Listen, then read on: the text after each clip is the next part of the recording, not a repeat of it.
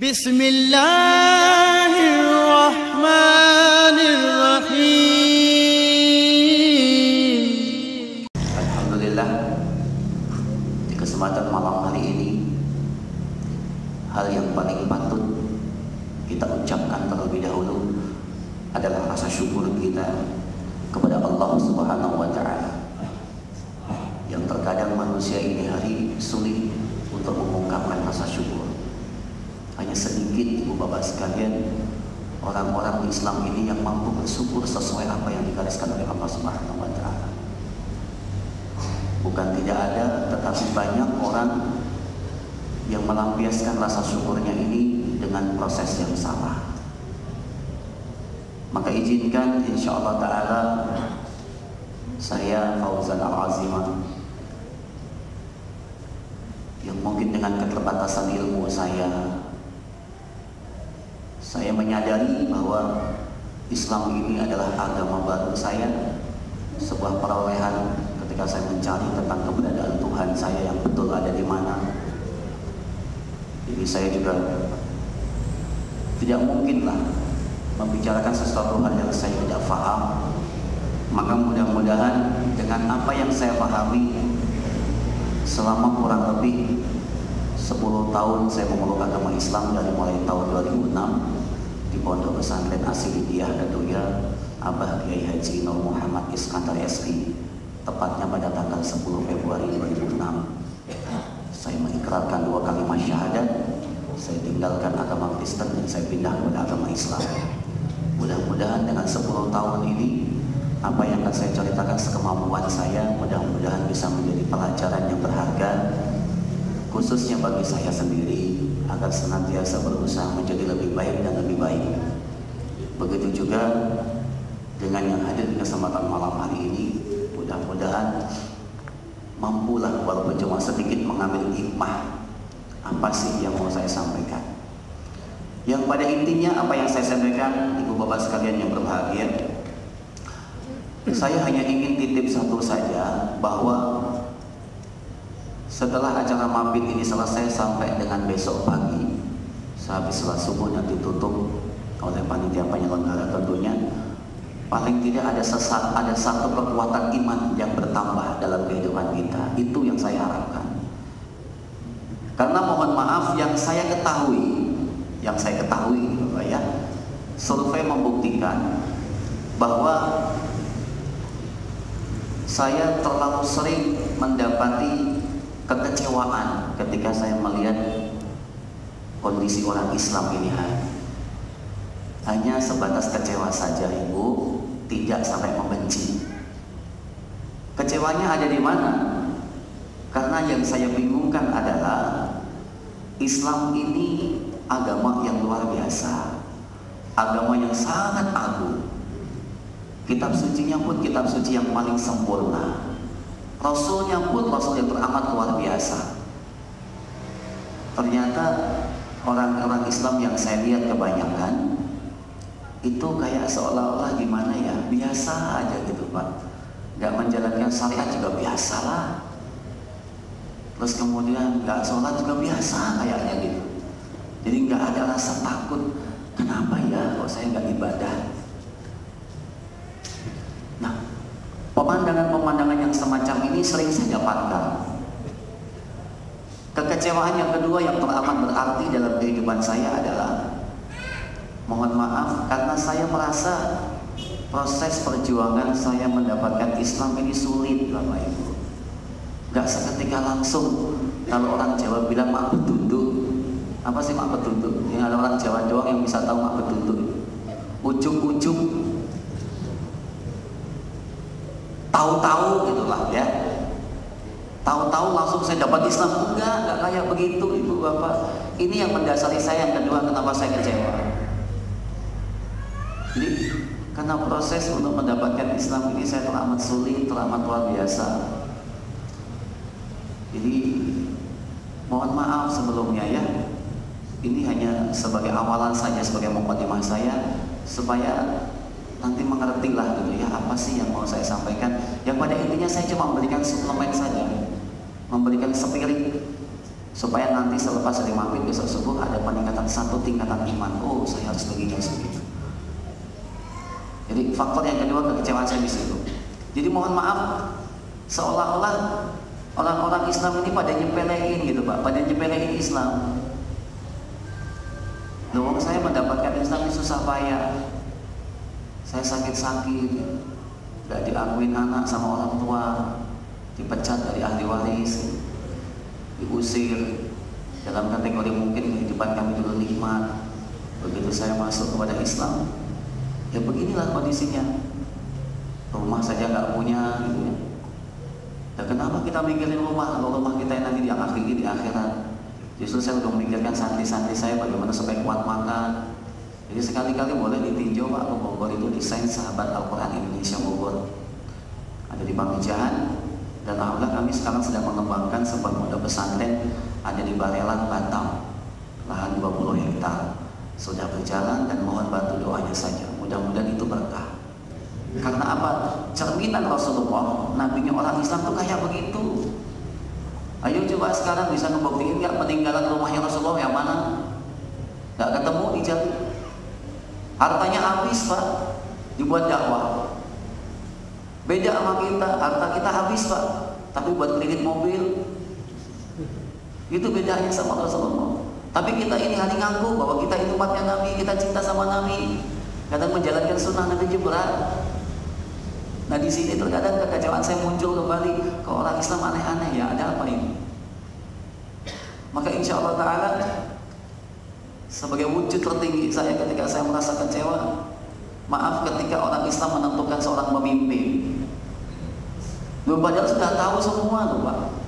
Gak usah saya ajarin, orang Islam pasti paham Al-Maidah 51 itu apa gitu. Loh, dinistakan sama orang sipit, masih gak mau, padahal yang melek itu kita, yang sipit itu dia. Tapi kita masih bisa diam saja gitu. Itu karena kelemahan kita, salah kita memilih seorang pemimpin. Maka ketika beliau dulu, maaf saya hormat kepada beliau ya, hormat kepada manusianya dan pribadinya, tapi saya tidak hormat kepada kepemimpinannya, maaf. Bukan berarti saya nggak taat sama kepemimpinan beliau, oh wajib harus taat. Ketika beliau, Bapak Presiden Jokowi, ketika berangkat dari Surakarta, Solo itu jadi wali kota, kemudian berangkat ke Jakarta ya, menjadi orang DKI 1 didampingi oleh Pak Ahok, Basuki Cahayapurnama. Ya insya Allah Ta'ala sedikit banyak saya kenal, saya paham betul siapa itu Pak Ahok. Beliau dari seorang visionaris, beliau seorang Cina dari Belitung Timur, daerahnya namanya Manggar. Saya sering main ke sana di Belitung Timur di Beltim. Dan alhamdulillah 2 minggu yang lalu saya barusan tausiah ke sana, acara Maulid Nabi. Dan dari mulai sini ketika beliau naik menjadi orang nomor 1 di DKI dan Pak Ahok sebagai wakilnya, saya udah pernah bilang, udah pernah ngomong di suatu majelis, bahkan di suatu taklik apa di Jakarta Barat, saya pernah sampaikan, maaf, kita bukan membenci kepada beliau, tapi tolong orang Islam hati-hati, hati-hati menentukan seorang pemimpin. Kalau kita salah menentukan seorang pemimpin, ingat, tidak akan muncul keberkahan yang Allah berikan di muka bumi ini. Karena salah satu tanda ketidakberkahannya di muka bumi ini, maka Allah akan munculkan pemimpin-pemimpin yang zalim, yang tidak amanah. Dan itu sudah pernah saya katakan dulu di Jakarta. Sudah saya prediksi bahwa nanti akan begini. Alhasil ketika beliau baru menjabat kurang lebih 2 atau 3 bulan, siapa sih yang gak kenal Al-Habib Munjir Al-Musawa, pengasuh almarhum, beliau adalah pengasuh Majelis Rasulullah yang markasnya ada di Kalibata, Pancoran. Beliau itu agendanya dulu sampai dengan yang terakhir Bapak Presiden Susilo Bambang Yudhoyono, Pak SBY, agenda beliau itu setiap tahun pasti ada agenda sholawat akbar. Di mana? Di Jalan Merdeka, di sekitar Monas. Itu agenda beliau Pak. Jadi beliau nggak pernah berpikir bagaimana nanti tanaman-tanaman rusak, injek-injek kaki. Loh kok mikirin itu? Udah dibikin taman bagus-bagus, tapi yang beliau pikirkan adalah masalah umat. Dan ternyata begitu Pak SBY turun, diganti sama pemimpin-pemimpin yang saya sebutkan tadi, langsung mulai ditegaskan alasannya ditata kota sudah bersih, nggak boleh diinjek-injek taman. Akhirnya apa? Beliau Habib Munjir Al-Musawa Majelis Rasulullah tidak diizinkan lagi untuk bikin hadiah tahunan di sana. Sedikit demi sedikit. Koreksi saja ini ya. Bukan menghujat beliau, bukan. Ini koreksi buat kita. Jangan dihujat, nggak boleh. Kita harus tertib jadi warga. Ini hanya koreksi saja setelah saya amati dan prediksi saya dulu terjadi. Siapa sih beliau? Saya paham betul. Di dalam hal kepemimpinan, beliau akan jadi orang yang amanah, baik. Tetapi amanahnya bukan disudutkan kepada syariat Islam. Dalam hal adil jangan khawatir. Bagus. Bahkan seorang marbot bahwa atau guru-guru majelis di seluruh DKI Jakarta itu diumrohkan. Memang betul, gaji-gaji marbot dinaikkan. Jadi seolah-olah membangun peradaban Islam. Tapi kemarin kalau tidak salah pada saat saya ngisi di sini, udah saya kasih tahu kan bagaimana celahnya untuk mengkerdilkan pemahaman Islam dan mulai mendangkalkan akidah pemahaman kepada generasi Islam. Itu sudah saya sampaikan kemarin di sini. Dan ini pelajaran bagi kita. Terus bagaimana Ustaz kalau kita menghadapi orang-orang yang semacam itu? Kita nggak ada kekuatan, kita ngamuk sedikit, emosi sedikit salah. Yang berbicara apa? HAM, dikit-dikit HAM Pak. Nggak tahu itu hak asasi manusia ini aturannya itu secara syariat atau tidak. Kalau saya boleh katakan tidak, nggak mengerti syariat. Dan inilah kelemahan kita. Maka jangan terlalu tinggi kita berbicara ke sana, kita mengingat tentang kondisi kita sajalah. Kalau boleh saya sarankan kembali kepada diri kita pribadi masing-masing. Apa sih yang sudah kita buat untuk Islam? Ini kalau sudah panas begitu Pak. Jadi saya main ketok-ketok meja itu biasalah. Kan kadang kalau saya ngomong itu jarang duduk begini, saya biasa berdiri, modal mandir gitu. Terus kalau saya ngomong biasanya kalau udah panas, kecepatan omongan saya itu kayak motor Ninja 4 tak 250 cc, ini baru gigi 1 Pak. Ntar kalau udah gigi 2, gigi 3 kencang omongan saya, tak gedok sedikit mati baiknya ya. Jadi mudah-mudah tuh kan mati lagi gitu. Gak bisa diajak ngobrol begini. Subhanallah, ayo atuh jangan malu-maluin jauh-jauh dari Batu. Iyalah udah dibeli tiket pesawat mahal-mahal gitu ya. Enggak, Pak Amin saya kasihan kepada beliau. Mau datangin saya bingung. Saya ada di Batam Pak. Aduh tiket pesawatnya mahal Ustaz. Ini kan sudah mulai tahun baru. Iya emang mahal. Sekarang 1.200.000. Berarti saya PP tanggal 2 sampai di Batam lagi. Berarti kalau saya berdua 2.400.000. Kalau berdua berarti PP berarti 4.800.000. Waduh amplopnya berapa terus? Maka saya bilang jangan dihitung amplop Pak. Gak perlu. Insya Allah saya datang sendiri. Tuh kayak begitu Pak. Dakwah itu cara setan Betawi, setan Jailangkung. Jailangkung, Jailangse, datang nggak dijemput, pulang nggak usah diantar. Yang penting bawain amplop yang banyak, begitu selesai. Itu dakwah itu begitu, Jailangkung, Jailangse, datang nggak dijemput, pulang nggak usah diantar, udah biarin. Itu dakwah. Kalau ini orang dakwah kok manja. Kalau nggak sekian juta nggak jalan, oh diprediksi. Lo kok prediksi kayak gitu seolah-olah yang ngasih duit itu atak Pak. Betul nggak? Bukan atak Pak yang ngasih duit. Bukan Pak Akram sebagai ketua panitia mabit ini yang ngasih duit, tidak, Allah. Maka saya yakin Allah pasti akan cucuri rahmat rezeki saya dimanapun tempat. Saya yakin saya itu dari dulu Pak. Semenjak saya agama Kristen juga saya sudah yakin banget kepada agama saya. Loh agama yang salah aja saya percaya, apalagi agama yang benar. Itulah paling tidak ya. Aduh omongan saya kayak orang dengar aja ya. Belajar ngomong di depan benar paling tidak begitu. Maka menyangkut kepada hal yang saya sampaikan sebagai mukadimah itu, yuk kita tinjau sedikit yuk. Bagaimana sih pribadi Rasulullah supaya kita nanti mampu menjadi seorang pemimpin yang betul-betul amanah dan kuat. Untuk siapa? Untuk keluarga dulu. Terkadang kita jadi seorang suami lemah pada seorang istri. Di kantor kita galak Pak. Anak buah telat sedikit masuk lagi, maki-maki, kamu kenapa ini sudah jam 7 lebih? Kamu belum masuk, galak sama anak buah. Tapi begitu suami pulang ke rumah, Assalamualaikum, takut sama istrinya membakul centong. Sama centong nasi takut Pak sama istrinya. Kadang ada suami yang kayak gitu. Kita lemah sama seorang istri. Walaupun kita tahu Ibu bahwa menyenangkan dan menuruti kemauan istri itu pahalanya besar Pak. Betul, memang betul. Minta apa aja turutin istri saya, minta apa tak turutin. Makanya istri bapak begitu, kalau ingin jadi pemimpin yang baik, bapak diminta istri saya, diminta sama istri bapak gitu ya. Pak, mobil kita udah jelek Pak, tuh tetangga beli bagus kemarin, Pajero. Kalau nggak kuat Pajero, Bujero nggak apa-apa Pak. Harganya cuma 525 kok Pak.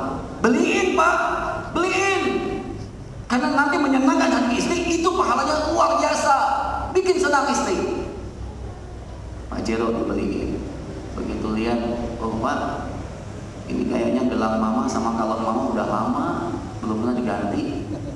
Coba Pak sekali-kali digantilah yang sekilo itu beratnya. Beliin Pak, demi Allah, kata Rasulullah, menyenangkan hati seorang perempuan, seorang istri. Ini ciri seorang pemimpin rumah tangga yang baik. Insya Allah ibu senang, bapak yang senang insya Allah. Pusing mikir kelakuan ibu, minta ini minta itu. Kuat, pemimpin yang kuat untuk menentukan sikap dengan keimanannya, dan itu yang harus kita garis bawahi. Maka alhamdulillah kalau kita mau meneliti lebih detail, bahwa dikatakan selayaknya untuk diketahui siapakah orang yang paling layak untuk posisi suatu jabatan, karena kepemimpinan yang ideal itu memiliki dua sifat. Sifat yang ideal di dalam pemimpin menurut Islam adalah satu, itu kuat, yang kedua adalah amanah. Sekarang pertanyaan kita, mana yang didulukan? Apabila ada seorang pemimpin yang fasik tapi dia profesional. Yang kedua, pemimpin yang dia lemah tapi dia amanah. Ini kayak buah si malakama Pak. Benar. Mana yang harus didulukan? Dia profesional, dia pintar tapi dia fasik. Yang kedua, dia soleh, dia amanah tapi dia lemah. Ini bingung Pak kita menentukan sikap. Berarti kita harus pandai. Islam menentukan sikap ketika ada pemimpin semacam itu bagaimana?